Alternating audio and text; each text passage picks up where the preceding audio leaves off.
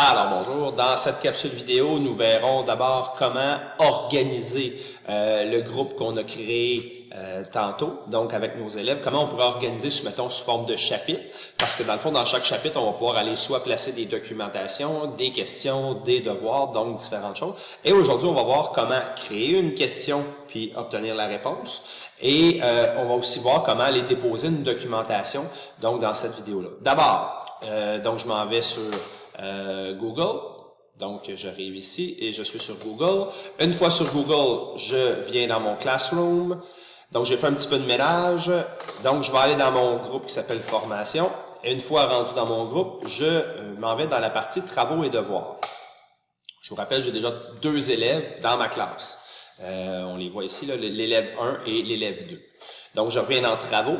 D'abord, je veux organiser mes choses. Donc, ce que je vais faire, je vais me créer des dossiers.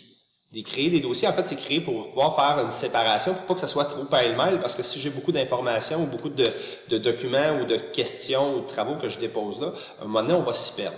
Donc, on va créer ce qu'on appelle des thèmes. Et là, moi, je vais y aller assez simple. Là. Appelons ça chapitre 1 et ajouter. Voilà.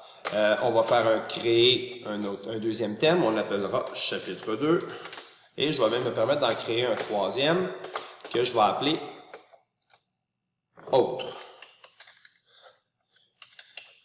Voilà. Donc, j'ai créé 3 emplacements où je vais pouvoir aller enregistrer mes questions, mes documentations, mes choses. Si je veux jouer avec l'ordre, par exemple, autre, j'aime mieux l'avoir en bas, ou si je veux jouer avec l'ordre, ben, je pourrais, par exemple, simplement venir ici et dire, je veux déplacer vers le bas, et là, il va déplacer encore, donc je pourrais le déplacer vers le bas, mais je pourrais aller vers le haut, je pourrais le supprimer, renommer, donc je peux faire plein de choses. Donc, je vais le déplacer vers le bas. Bon, ben, tant qu'à être parti, on pourrait déplacer vers le haut et, par exemple, avoir cet ordre-là.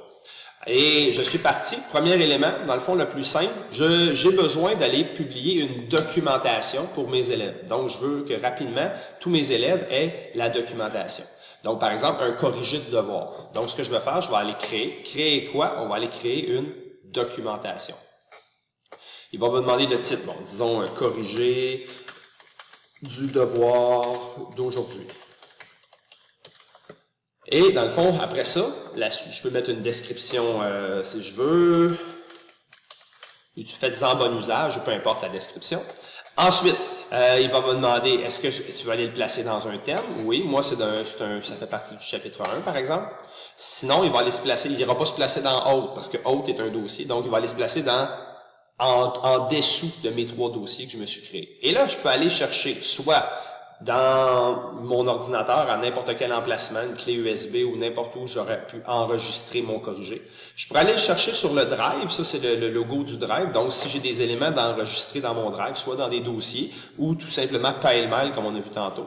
Je pourrais aussi aller chercher un lien YouTube, peut-être que ma documentation est simplement un lien YouTube, ou peut-être que c'est une autre adresse Internet, donc ça c'est un autre lien Internet. Donc moi, dans le fond, je vais aller sur mon ordinateur, je vais aller sélectionner, par exemple, je vais aller sur mon ordinateur, je vais aller de Carl, disons 2018-2019, on va aller dans le dossier 1, corriger les devoirs, disons que c'est corrigé du 15 octobre. Donc, corriger du 15 octobre, et je pourrais ajouter d'autres fichiers si je voulais. Donc, j'importe. Voilà. Présentement, si je publie, uniquement les gens de formation Google Classroom 2019, donc mes 2 élèves l'auraient, mais tous mes élèves l'auraient. Je pourrais aussi sélectionner, je veux avoir seulement, par exemple, l'élève 2 à qui je veux envoyer telle chose ou telle chose. Par exemple, s'ils font des travaux d'équipe, ils sont placés par 2, je pourrais juste sélectionner les élèves, mettons, 1 par équipe, pour recevoir le fichier. Mais moi, je vais prendre tout le monde.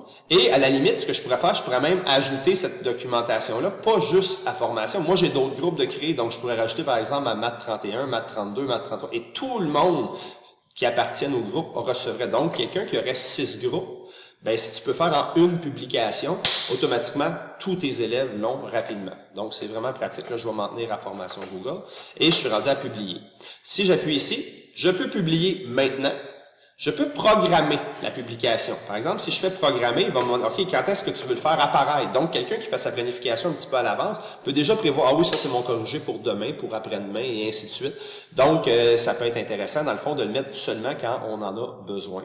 Dans le fond, de le programmer, il va apparaître à la bonne heure et tout ça. Donc, je vais faire annuler. Et où je pourrais simplement l'enregistrer en brouillon. L'enregistrer en brouillon, ça veut dire qu'il est déjà tout prêt, mais il attend d'être publié. Donc, il n'y a pas personne qui va le voir, sauf l'enseignant, ou les enseignants, si on est plusieurs enseignants. Donc, voilà, moi, je suis rendu à publier. Donc, en publiant, ce que ça fait, c'est que mes 2 élèves, présentement, qui appartiennent à mon cours, viennent de voir dans leur flux. Eux, c'est d'avoir être dans leur flux. Ils vont voir ça. Ils vont l'avoir aussi dans leurs travaux et devoirs. Parce que les autres aussi, dans le fond, ils ont cette organisation-là, mais habituellement, les élèves vont travailler par le flux. Deuxième chose que je pourrais aller créer, on va aller créer maintenant pas un questionnaire, ça c'est plus compliqué, juste une question. Donc, c'est quoi créer une question? Ben, une question, des fois, c'est, on veut juste s'assurer, est-ce que l'élève, dans le fond, c'est pour avoir une rétroaction rapide. Par exemple, moi, admettons que mon devoir, je veux juste que ça soit d'aller visionner une vidéo sur YouTube, puis je veux poser une question du genre, quel nom donne-t-on au plus long côté d'un triangle rectangle?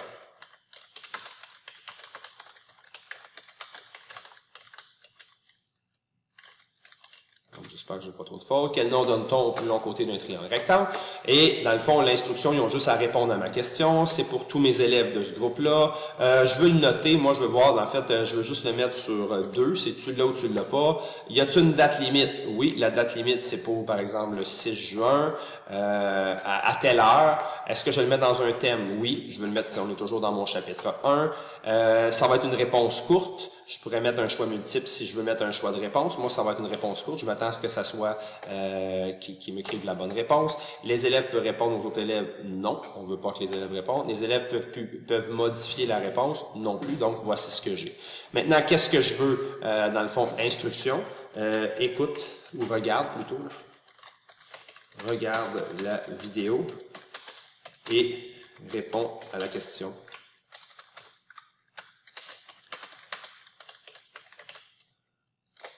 Réponds à la question ci-haut. Et dans le fond, je pourrais aussi dire complète tes notes de cours, par exemple, si on a des choses comme ça. Et là, dans le fond, ce que je dois aller faire, c'est maintenant aller ajouter mon lien YouTube. Et la beauté, c'est que si je ne connais pas encore mon adresse, je peux faire ma recherche. Par exemple, moi, je sais que je recherche une vidéo que j'ai fait. Donc, je vais écrire mon nom et je vais écrire, par exemple, je sais qu'il y a un rapport avec la relation de Pythagore. Pythagore dans une pyramide, relation de Pythagore, triangle rectangle, triplet Pythagore, introduction au triangle. Ah, ben ça a du bon sens. D'après moi, c'est celui-là ici que je veux avoir. Donc, ça pourrait être celui-là ici et ajouter. Donc, voici mon lien là. Je pourrais en mettre plusieurs aussi. Comme tantôt, je peux publier maintenant. Je peux programmer pour le faire apparaître plus tard ou je pourrais l'enregistrer puis décider plus tard. Comme tantôt, je pourrais aussi cibler des élèves ou ajouter des groupes supplémentaires. Donc, je vais publier maintenant. Et je vais tout de suite vous montrer ce qui arrive. Dans le fond, je vais peser sur pause et je vais aller faire mes deux élèves qui sont connectés. Je vais me connecter. Je vais aller répondre. Je vais faire comme si j'étais ces 2 élèves-là. On se reparle dans quelques secondes. Donc, je suis de retour. Ce que j'ai fait, dans le fond, je suis simplement allé sur le compte de mes 2 élèves et j'ai répondu à la question. Donc, présentement, ce que ça fait, je pourrais aller cliquer sur quel nom donne-t-on plus long côté ou je peux aller dans mon flux, c'est la même chose. Donc, présentement, si j'appuie comme enseignant, là, je suis en mode enseignant, sur la question, je vois que mon élève 1, qui s'appelle test 1, mon élève 2, ont répondu hypoténuse. Et donc, j'ai ma liste d'élèves et rapidement, je peux leur dire dans ce cas-ci, dans les 2 cas, ils ont eu bon. Donc, si j'appuie sur élève 1, vous voyez, sa réponse, elle est écrite ici. Il n'y a pas d'accent, mais je pourrais tolérer. Je pourrais mettre 1 sur 2, c'est moi qui décide. Après ça, élève 2, même chose. Lui ici, il n'y a pas de majuscule. Donc, ça ne se corrige pas automatiquement, ce mode question-là. Par contre, je vois mes notes et je pourrais rendre ensuite le résultat aux élèves et ça fait juste leur dire ben bravo, c'est complété, j'ai vu que c'était bon votre chose, donc je vais leur rendre. Là, ils me demandent de confirmer, voulez-vous bien rendre? Oui, je veux rendre, je leur donne un point. Souvent, c'est pour moi, dans mon cas, je l'utilise pour aller vérifier des petites choses, des petites notions vite. Souvent, c'est as-tu complété des notes de cours? Si oui, tu es capable de répondre à la question sans problème. Même ça pourrait être une question qui demande une démarche. L'élève fait sa démarche, puis il rentre la réponse ensuite. Donc, c'est des choses qui sont possibles.